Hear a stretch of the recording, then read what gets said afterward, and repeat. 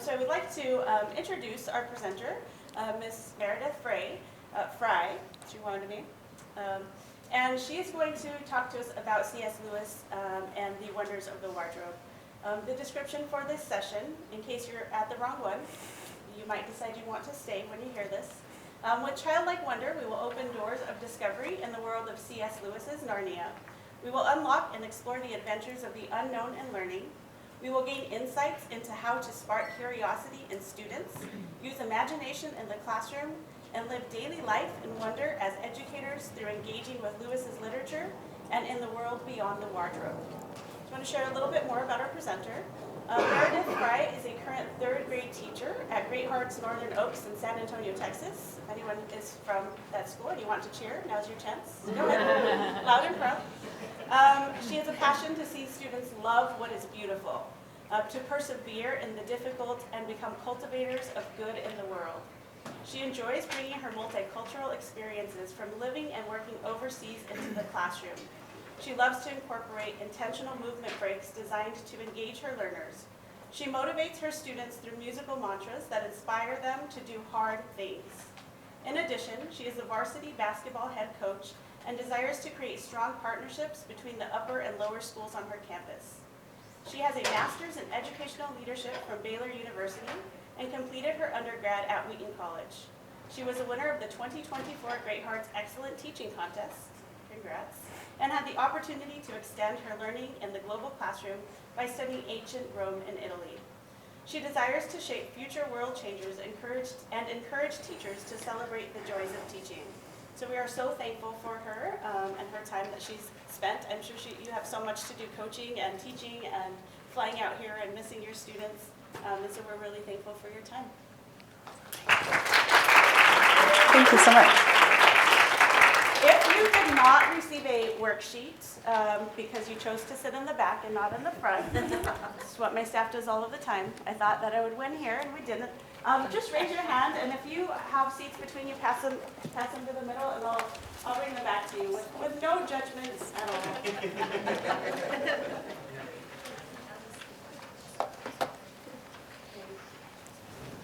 Give me just 1 second.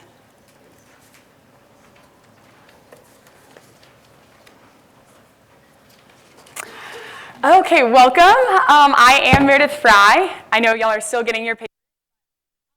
As we begin our time of learning together, I want you to posture your mind and your heart in the lens of a child. Specifically, Lucy Pevensey from The Lion, the Witch, and the Wardrobe. A key to posturing our hearts. Oops, sorry, I did not see that up there.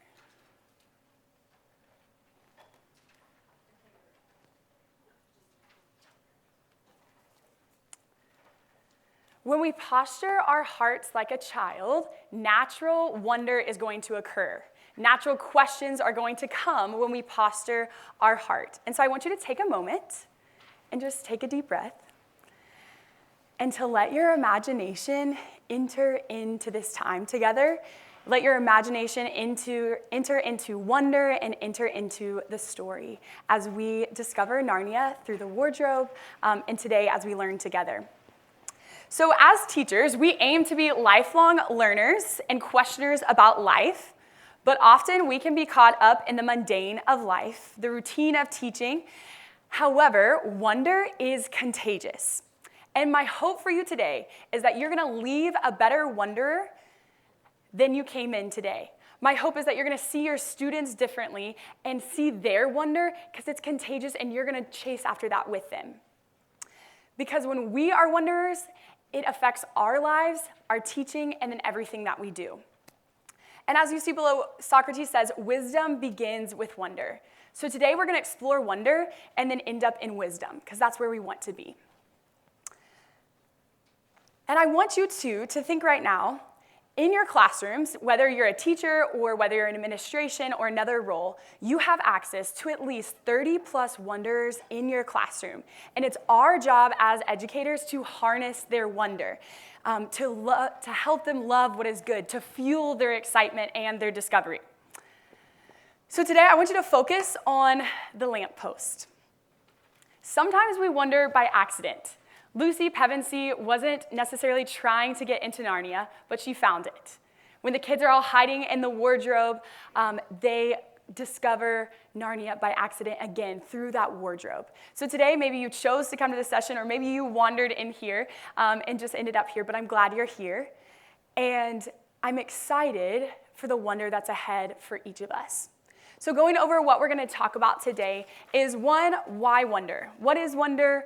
Why do we do it? How do we do it in our classrooms? Then we're going to look at teaching with wonder in Narnia. What does that specifically look like for us as teachers and educators? And then how do we live in everyday wonder? Dispersed in our discussion and conversation today is going to be discussion with each other. Because I believe the room has so much that we can learn from each other, not just from someone on stage, but for all of us together, learning together. And so get ready to maybe be uncomfortable, talk to someone, introduce yourself, and then to share ideas, because the genius is in the room. Everyone has something that we're going to learn from each other. And as you came in, there are the piece of paper, I think everyone should have one. If you don't, let's just take notes. I want you to learn from each other, write down those things that you are picking up. Oh, I love that this person said this.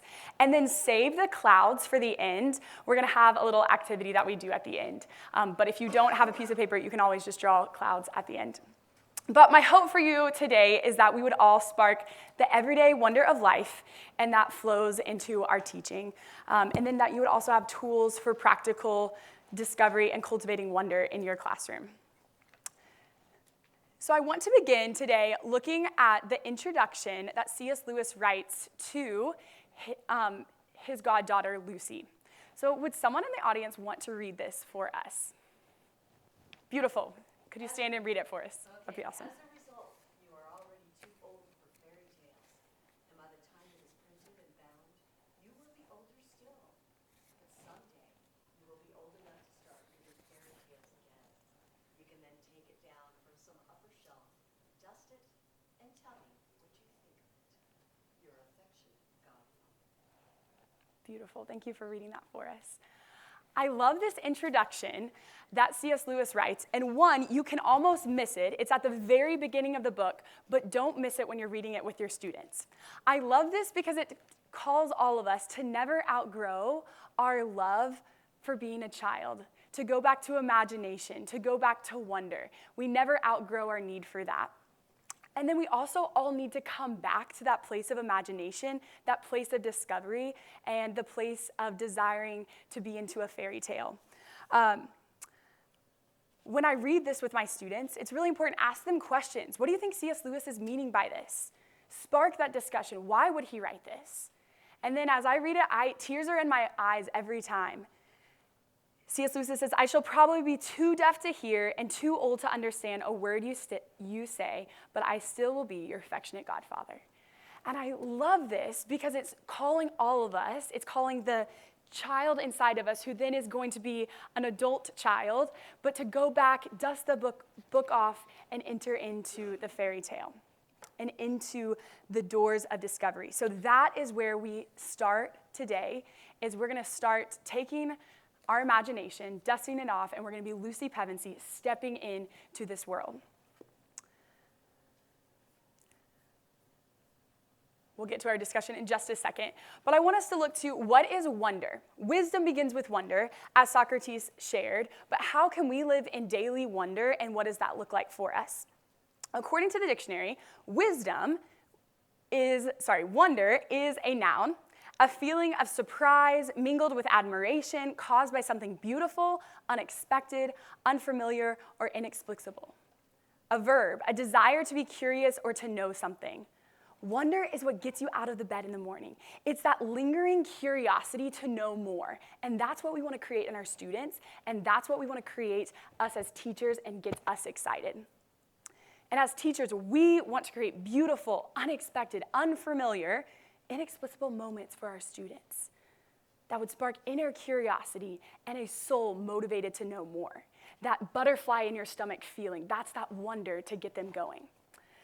So which leads to our first time of sharing today.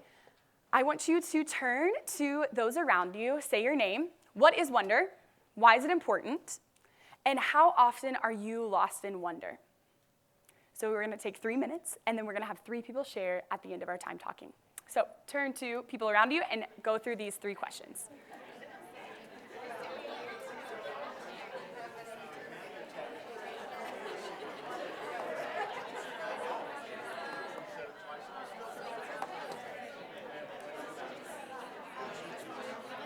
There we go.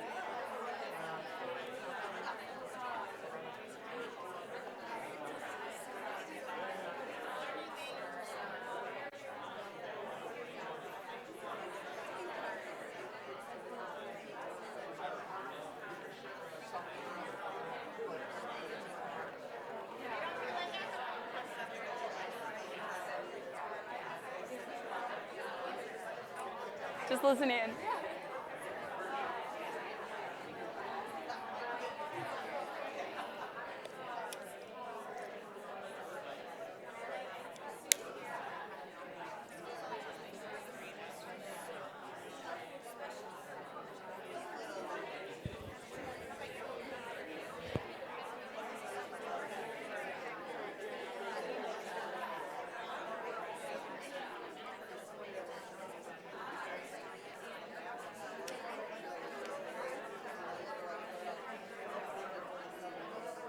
Take about 1 more minute.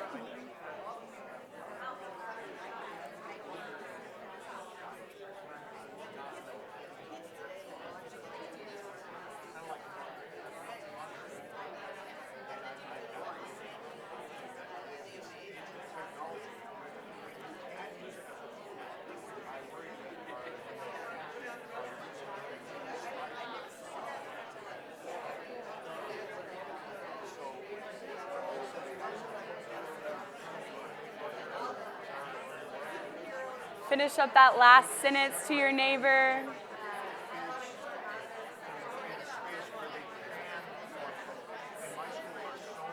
If you can hear me, can you raise your hand? I see one person raising their hand. If you can hear me, can you raise your hand and finish that last comment? Beautiful. Look at all these hands ready to share. No, I'm just kidding. Can I have 3 people who would share with us? First, let's look at what is wonder. One person share for us what is wonder.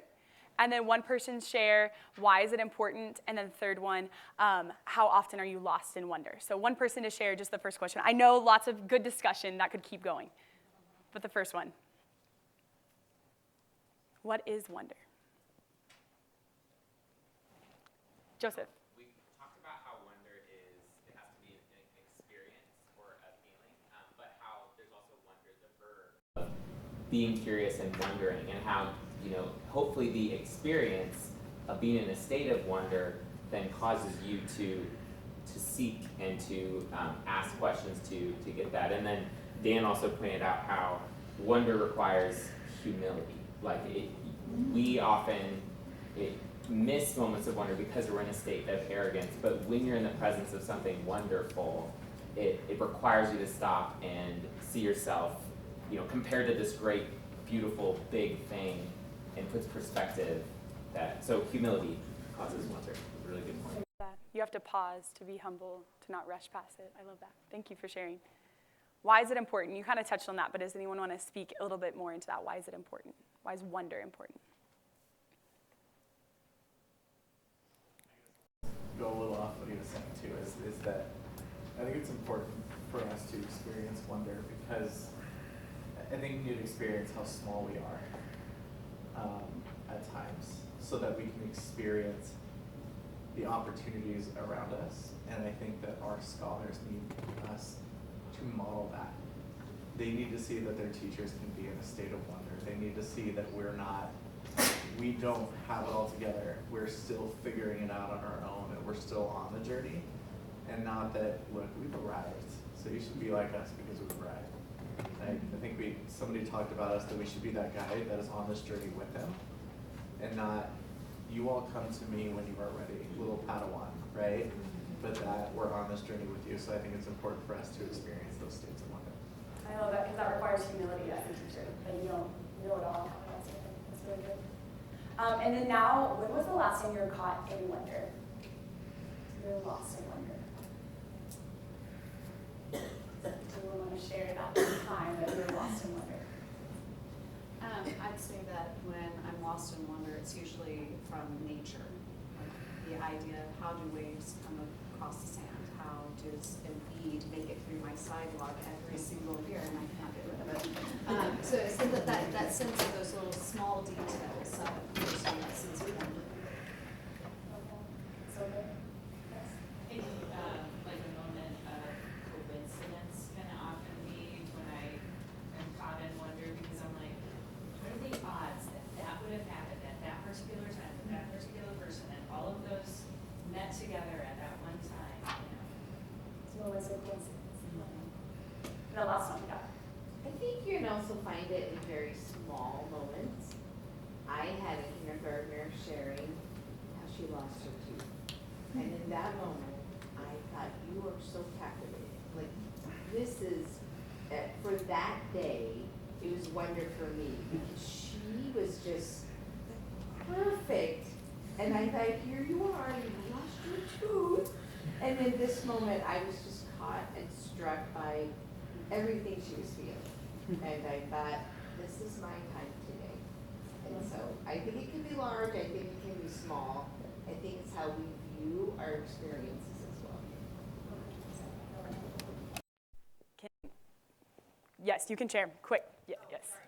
I had a moment I have them all the time with my little 6-year-old grandson.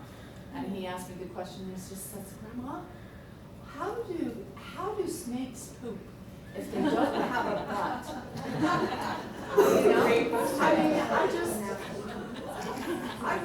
And that led us to, kind of say, yeah, well, let's figure that out. It's just, we learned something. It's just the wonder.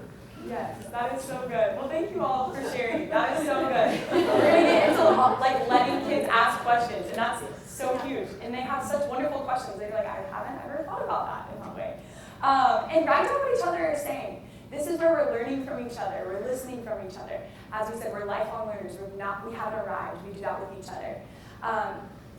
And as we kind of touched on it, but if we ourselves are not lost in wonder, in the questions of life, in nature, in awe, in space, in time, and where we are in this current moment, it's going to be difficult to do that for our students. We can't be lost in wonder and teach our students that if we ourselves are not in that.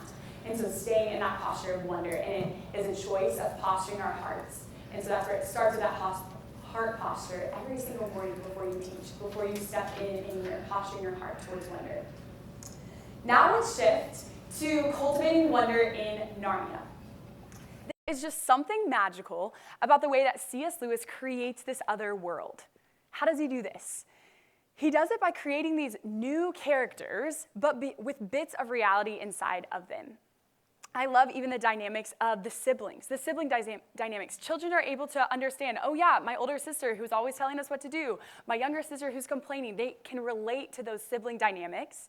But then there's also something about that inanimate object of the wardrobe that leads to a magical other world. And that is so wonderful and captivating. And C.S. Lewis draws us into that story. And we get a chance to draw our students into the story, into the wonder.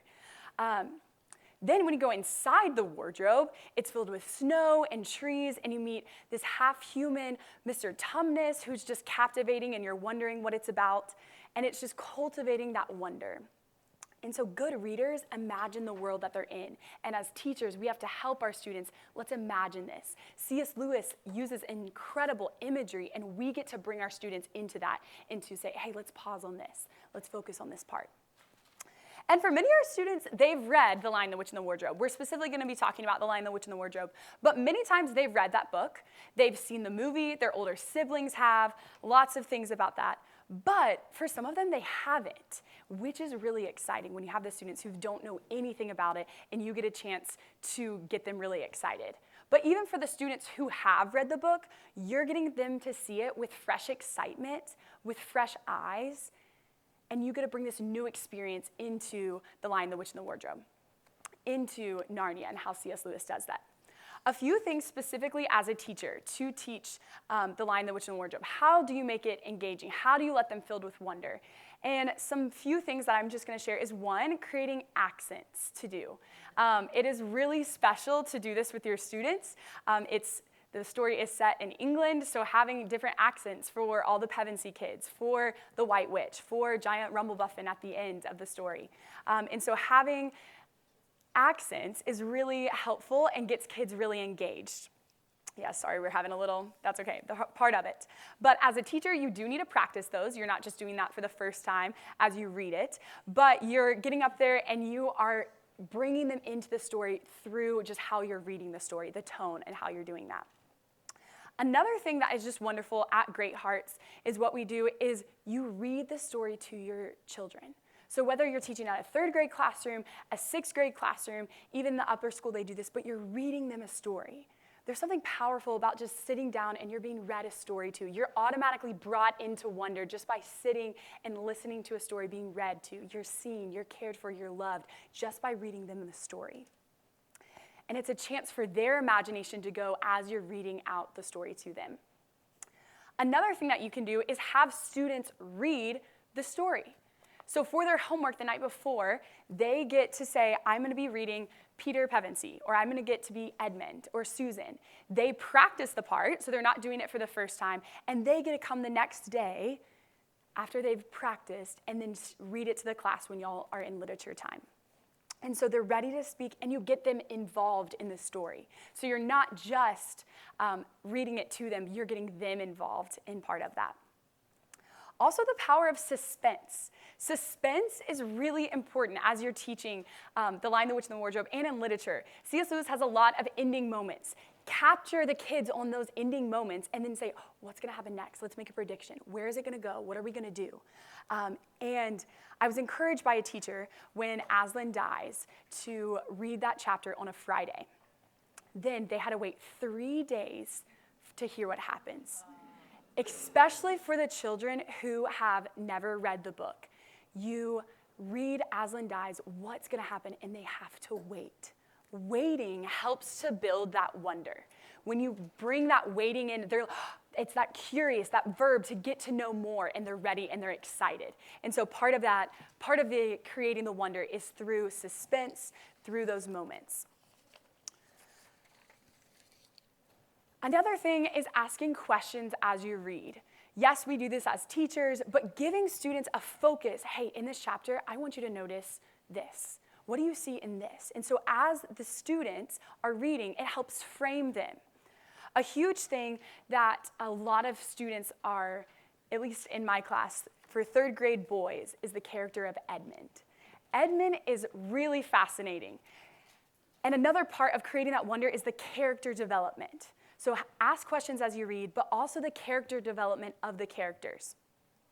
So it's really fascinating because you're like, why would Aslan die for Edmund? Who are his traits of Edmund? And we start talking about this and really pulling it out. Edmund, C.S. Lewis does not paint him with a lot of good qualities in the book. But the boys in the class really are attracted to the idea of Edmund. Oh, he's making a lot of mistakes and some really big ones. But he has this shift. And one of my favorite parts is when Aslan and the White Witch are having the trade over Aslan's giving up his life for Edmund. Edmund's eyes are locked on Aslan. He's not worried about what everyone else will say. His eyes are locked on on Aslan. And so having those moments where you pause and have the kids captivated, let's look at this. What's the shift in Edmund that happens? And so seeing those shifts and that character development is really exciting when you're cultivating that wonder in Narnia. So we've talked about a few things: accents, having the book read to them, having the students read the books with the accents, or just having them read it and be engaged, asking questions as you read, and character development. All of those things help paint this world of C.S. Lewis and help bring that wonder into the wardrobe that you are reading about. So now, as we think about cultivating wonder in Narnia, we're going to have another time to discuss, specifically in literature, what are the ways that you teach and spark discovery in literature. So really focusing, what are the ways that you do that in your classroom? And then what do you do for those wandering students? Because you have those students that aren't with you. You're bringing them in, you're captivating, but you have some wandering students. So I want you to talk just for 2 minutes, then we're going to come back together and share. But what do you do for those wandering students, and how do you spark discovery in literature? Go.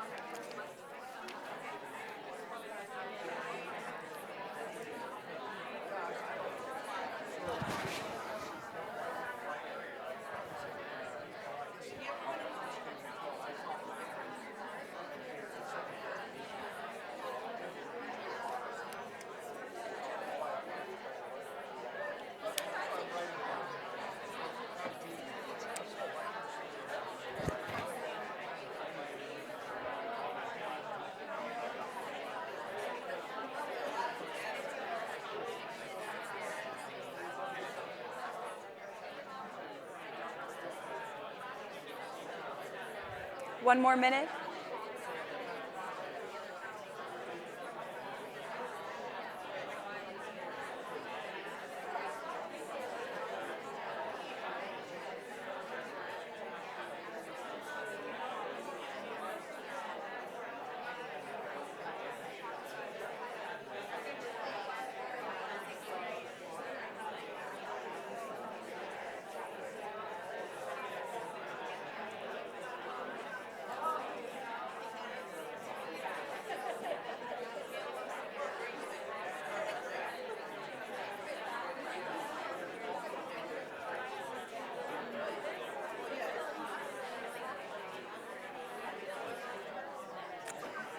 And we're going to come back to share in 3. We're going to come back to share in 2. And we're going to come back to share in 1. I'm going to say Aslan, and you're going to say the Chronicles of Narnia. Aslan. Chronicles of Narnia. Aslan. Chronicles of Narnia. Beautiful. I want to hear 2 people who would like to share of your discussion. Maybe 2 new hands that we didn't get the last time, too. You can just summarize your discussion. Yes. Something that I do with my students is after they've already read something, I find passages or stanzas that I want them to read again. And we read it 3 or 4 times over several weeks, and we have a discussion about it. And it's really interesting because when they come in with repeated readings, they say, oh, I have to read this again.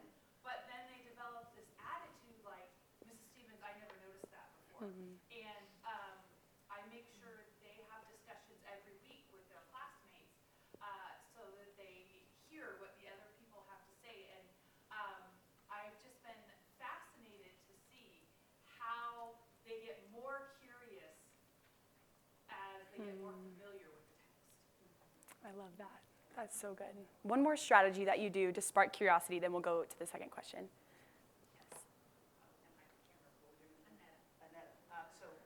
We're talking about a strategy that she uses with her second graders is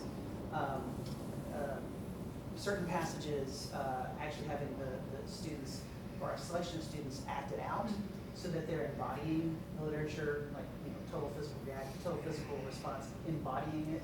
And this also works segueing into your second question. It actually also works as a strategy for involving the students whose attention might be wandering.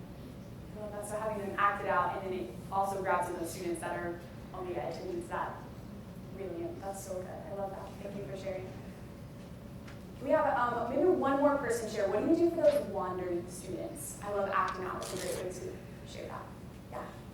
One of the things I was just thinking about was the idea of personalizing it. At that kind of that age, to try what a lot of these boys kind of identify with Edmund is they kind of feel like they probably can't get anything right.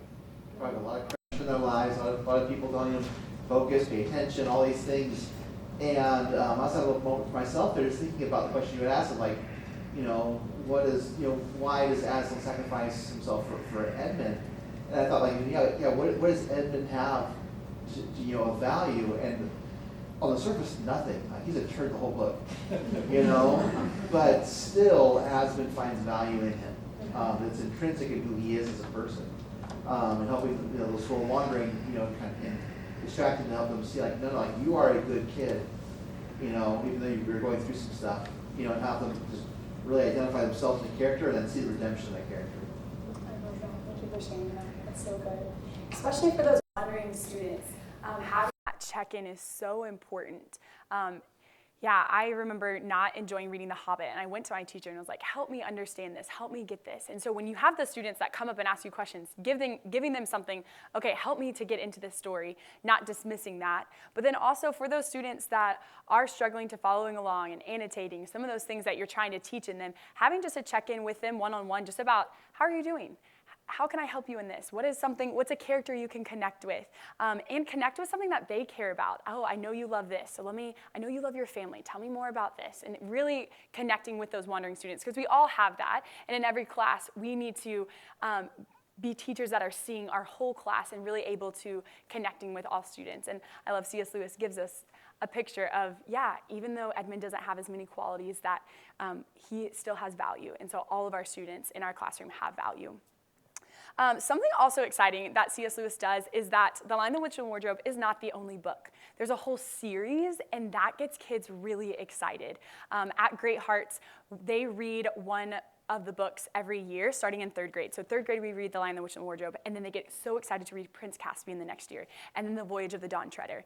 And so as teachers, we also can connect students with good series while they're waiting to read the next one all together as a class. And so having series, introducing students to other really good books is something that we get to do as teachers and get them excited. And also, it gets them excited, oh, I can't wait, what's gonna happen next?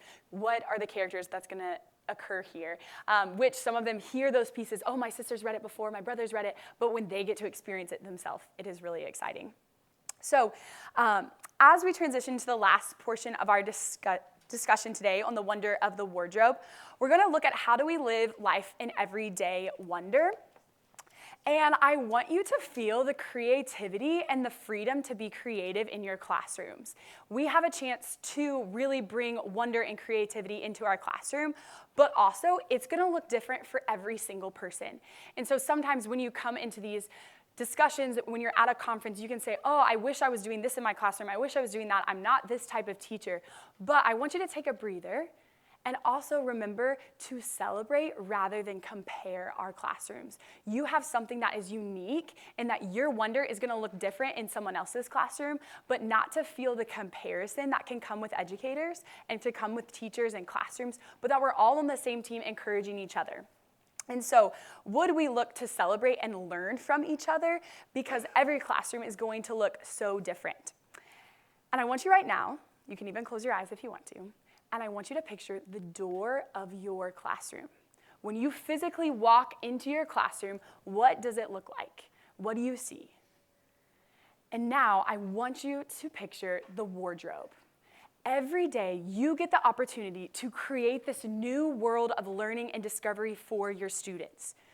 Every classroom is a wardrobe that you get to bring your students into. And so I want you to think about your classroom and what's the culture and the discovery and the wonder that they get to step into every single day.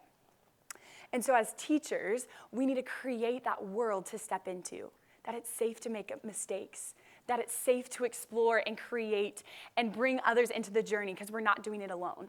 But think about your own classroom as a wardrobe, and how do you want your students to feel as they enter in, and the culture that your classroom is creating.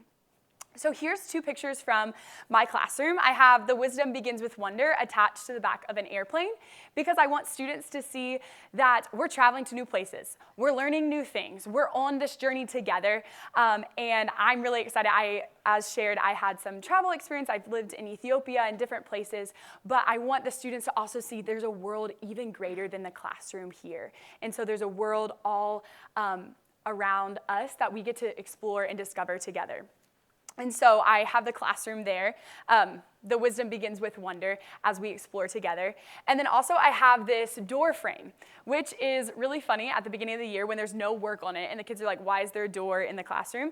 And I call it's the door of wonder. And I put wonderful work up there that doesn't quite make the hallway work, but I want to display it in here. And at the beginning of the year, I had them look on the outside of a window of an airplane, and they got to see where do they want to see themselves in the future. And so this was a student who saw herself as an artist, and so she drew a picture of her as an artist in the middle of this picture too, which was, she had some really cool creativity. And so when you give children opportunities to be creative and to create, they really amaze you in what they do and the questions they ask and the things they do. And so this is just something that I do in the classroom, and even for those wandering students, finding the things that you can celebrate and say, hey, this is awesome, and I want to put this up here. And so this is just something that I do in the classroom. And I love what E.B. White says. Always be on the lookout for the presence of wonder. Because in our classrooms, we get a chance to find that, oh, I love that insight that you said. Oh, can you say it again for the people in the back? Bringing in that wonder of what they're saying, and even of the world around us. Right to the side of my classroom, we have this beautiful window. And me as a teacher, I love to get caught up and say, let's just look at the clouds for a second. Let's just look at the rain. Because kids, when it's raining, you know they're going to look outside the window. And so give them a chance to pause and let's just look at the rain. The rain is beautiful. Let's just take a minute. And allowing them to do that, allowing them to look out the window. And yes, we're going to look out the window, but then we're going to come back to what we're learning. But giving them a chance and an opportunity to do that. I was struck this year. Two of my students from the previous year came back to me and said, the boy that was in our class last year, he doesn't wonder like he used to. And that really almost brought tears to my eyes because the year before, he would always come in with a question that he's been thinking about, with a fun fact that he's been learning about, and he always had he was the student that was a little rambunctious, you had to reel him in sometimes, but he always was glued to a fact. And it made me sad that sometimes as teachers, we hinder kids' wonder, and as they get older, yes, there's maturing in that, but we also can hinder that as teachers, and other kids notice. And that was really impactful. Oh yeah, he doesn't wonder like he used to. And so as teachers, we really have the opportunity to be bridges for kids to wonder. We also have the opportunity to be gates and close doors because we do have the opportunity to let them wonder and explore, but sometimes we shut those. And there's a time and place when we cultivate that sense of wonder and we say, okay, we're going to take a few hands, but then we have something else we have to do. But as teachers, let the kid share the fun story that they want to share. Let the kid ask the question that he's been holding on that wants to ask it. Because the best part of that child's day is probably when they got to share that story or probably when they got to ask that question. And then it led to some really good discussion, and then we're going to get back on track. But sometimes as teachers, we have so much content that we're trying to teach. Now we got to go to math. Now we got to go to history. And there's a lot as elementary teachers that we are transitioning a lot. But letting the kids wonder is going to make it more enjoyable for you and for your whole class is when they're allowed to wonder. And so as we've talked about making accents, being exciting as we read the books, I also want us to look that wonder and joy comes through a few things. Wonder is cultivated through struggle, through imagination, through stories, and through movement. So our classroom should be these living laboratories of life and wonder and questions and creativity, and we can do that through struggle. Present a problem. Yeah, why would Aslan die for Edmund? Have them wrestle with that. In the wrestling, you're cultivating that wonder in your student, and they want to know more, and they're probably going to go do more research about it because they want to know more about it. So when you bring that wonder and bring that struggle, it's really going to create a lot of wonder and excitement and curiosity in the students. And also have them use their imagination. Okay, C.S. Lewis had Narnia be on the other side of the wardrobe, but I want you to create a whole new world. What's behind your wardrobe?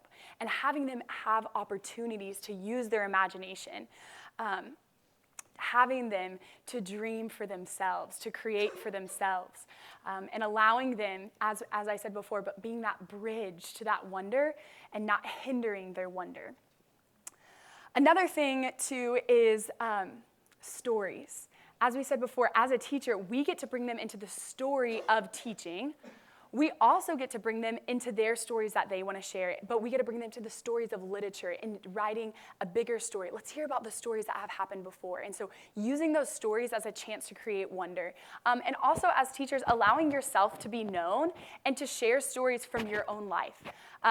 Yes, we don't want to distract from learning, but sometimes the story that you've experienced before shows them, okay, yes, my teacher has done this before. My teacher's made lots of mistakes. I share lots of embarrassing stories, too, to my students. And then they're like, oh, I'm learning from that. I'm seeing that. And then it adds to the learning. So allowing yourself to share stories in the classroom. And then also movement. Movement is something that is very important for students to have. It is hard for us to sit in a faculty meeting for 45 minutes. Imagine our students in their seats for a long time. And so creating movements in your lesson frequently, allowing them to, we're strapping in for our next subject. I need everyone to come on in. We're strapping in. Turn to your elbow partner. Tell them something. Allow them for opportunity to have movement. And it reinforces that learning in the middle of your lesson as well. Something that we got to do as a class, and a student actually created this game, is we have a celebration of our book that we read, and so we were doing one for The Lion, the Witch, and the Wardrobe. And one of the students we played, the White Witch had her stone wand, and she would turn people into stone, and then Aslan would come around and breathe life. We wouldn't actually breathe on people, but we would go and kind of like tag. So it was a game of tag, and also, so one person was the White Witch and one person was Aslan. And that was a highlight of the celebration, and that was not planned. That was just something that the students started doing because we loved that part of the book, and it just came out into our time of play too, and which was a really special time. Also, taking time to go outside. As you said, in nature, we read The Trumpet of the Swan, and it's all about nature and all about discovery, and getting an opportunity to, one, set expectations. You need to know that wonder also is rooted in reality, rooted in expectation. We also have clear structure, but allowing the students to go outside, let's read the chapter outside. Let's enjoy this book. Getting them to really experience the real, experience life, experience nature, and letting them be caught up in it as well. Because ultimately, we want classrooms of joy, and joy that comes from that wonder. And then when we have those classrooms of wonder and joy, then it's going to lead to classrooms of wisdom. I want to share with you the playground perspective. For many of us, you have worked with kids for many, often teaching. You're in an administration role. We've read the same books over and over again. You've read The Lion, the Witch, and the Wardrobe many times, and you've lost your wonder of it. And I want to encourage you with the playground perspective. When you're feeling that weight of teaching the mundane of life, I want you to go to your school's playground. We had a professional development day where we were sent off to go and reflect, and I made my way to the top of the playground. And I realized this is where I need to stay as a teacher. Because when you're up high, on top of the playground, you get the perspective of a child. You get that fresh perspective of, okay, this is what it feels like to go down the slide again. This is what it feels like to get caught up. I'm close to the clouds up here. So when we have those moments when we're feeling low on your break, when you have so many emails, bring your laptop up to the top of the playground and send that from up there, because it reignites your desire to wonder. It reignites your vision, your excitement, and your creativity. And so it really cultivates, as Lucy Pevensey, we come back into the wardrobe when we have these moments where we can, okay, I'm going to go be a kid again. And because all of us inside, we never want to grow up. And that's what C.S. Lewis tells us, is like we never outgrow our need for imagination and for wonder. And when we have moments where we reignite our wonder, it's going to reignite our classrooms. Which leads to our final discussion with each other. And I want you to turn, as we have done before, maybe to someone new. And as we think about what's an area of teaching that you struggle to cultivate wonder. Sometimes there's just some hard things that you struggle to stay engaged in. What are those? But also, how do you spark wonder with other teachers? Because it's one thing for you to feel excited and ready and doing it, but then how do you do that with your coworkers, with your team, with your group that you're in? So we're going to talk about this, and then we'll come back together. And so 2 minutes, and then we'll share.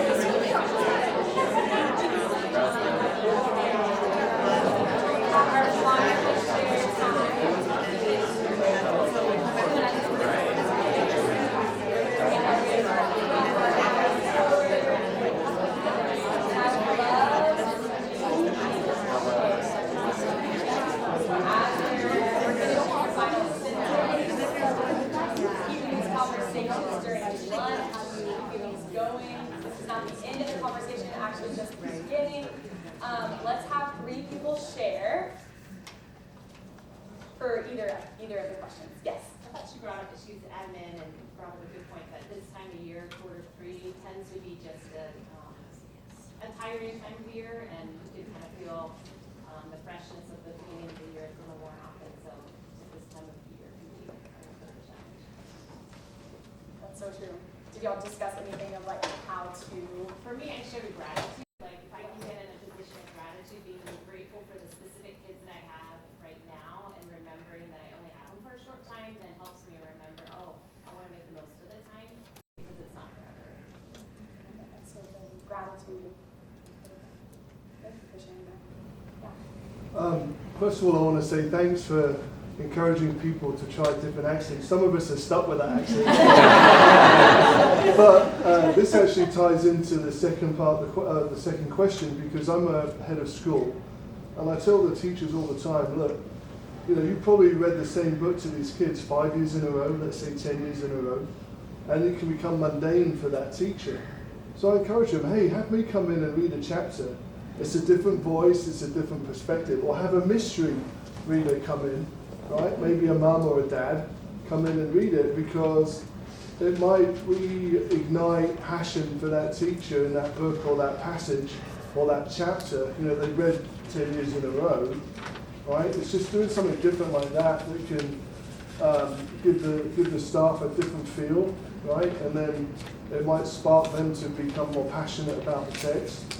So, and I say that, knowing that obviously, and I mean this very respectfully, obviously teachers, you're doing your darndest just to get through the day, and sometimes it's easier just to get through it, do you know what I mean? But if I can get my teachers to think a bit different and try that sort of a perspective, it does make a difference. I love that. Thank you for sharing that.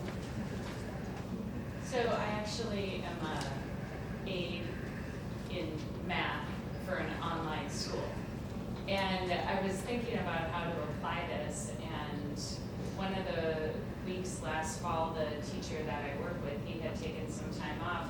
So he had prepared each of the class presidents to do the instruction, and then I was just there to make sure nothing went off the rails. And I was like, oh, well, when you talked about having the students prepare the night before to read a passage, I'm like, that would be such a great opportunity for students to be enabled to teach a lesson. Like, you'd be spending time with them to kind of prepare them for it so they have the confidence, but then how refreshing for each of the students to be able to see a classmate delivering a lesson, and what kind of confidence that would give students and everything. So I think that might be a way to cultivate something new. Absolutely. Yeah. I want to piggyback on that because I teach first grade online, full grade hearts, and even in first grade, so it's not exclusive to the upper grades or even upper elementary, even in first grade, I will have my students teach math, because I have had parents say, my student didn't understand the way you taught it, which is, how it's, the way we typically do. But when this other student explained it, they got it. So even in first grade, I'll have my students teach a little piece and say, hey, can you explain this for everybody? So it's not just relegated to the upper grades. Yes, even in first grade kinder. I love that. That's so good. Yeah, well, thank you all for sharing. As teachers too, how do you win the areas that you struggle with? I love ideas that were shared too, especially when we think about other teachers that we work with. I love that idea of having someone come in and read, because sometimes at the end of the day, that's when we have literature, and that's when I've said too many words already. I can't speak anymore. But having someone else come in, that's a great, and brings that fresh energy too, especially too with coworkers, and you're wanting also to be rooted in reality of sometimes, they're just always off and everything's great all the time. No, you're really rooted in reality, but yet you have this dream. You have this wonder that is contagious. And two, just wanting everyone in here to know that people are attracted to people who are dreamers and wanderers, and they might not say it, but we need people in every sphere to be dreamers and wanderers.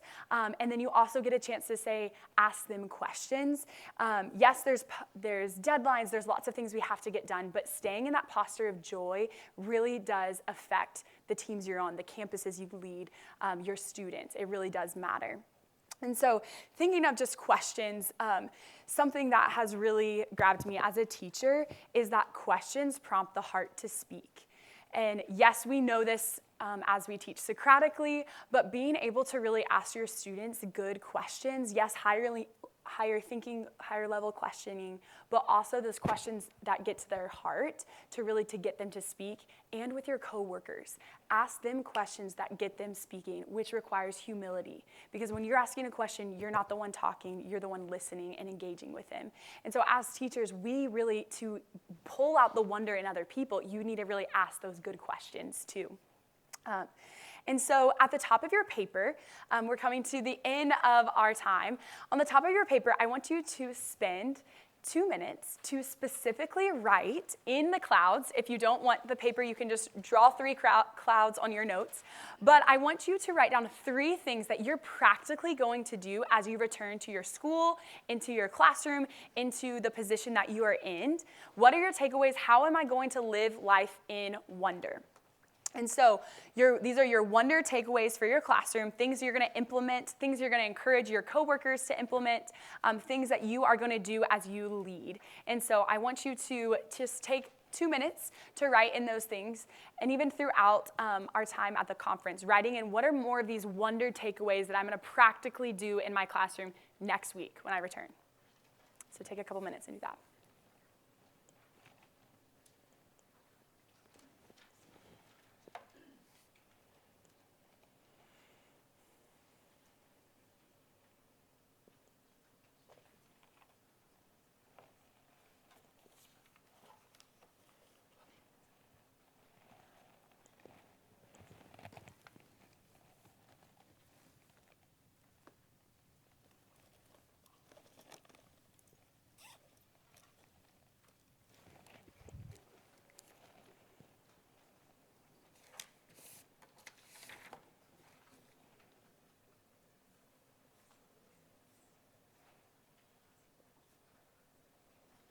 Take 1 more minute.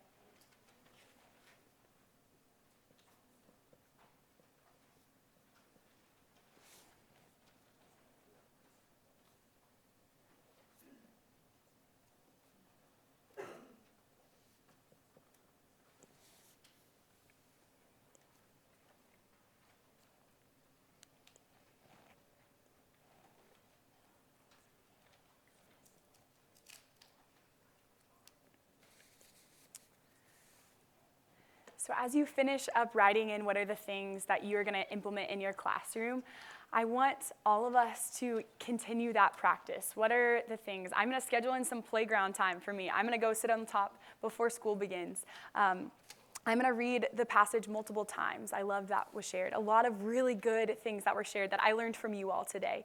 And as teachers and as in the role that we're in, when we are changed, not just receiving knowledge, but living it out, we really can continue that wonder in our lives, and then that's going to translate into our students' lives, and it's powerful. And I want to finish with a quote from the last page of The Lion, the Witch, and the Wardrobe. And it says, "And that is the very end of the adventure of the wardrobe. But if the professor was right, it was only the beginning of the adventures of Narnia." And so as we end today, would we not stop wondering? Would we continue to let the adventure begin of teaching? We have such an incredible role that we get to step in every day, but it starts with our heart posture as being wanderers. So thank you so much. I would love to stay in touch as well. So.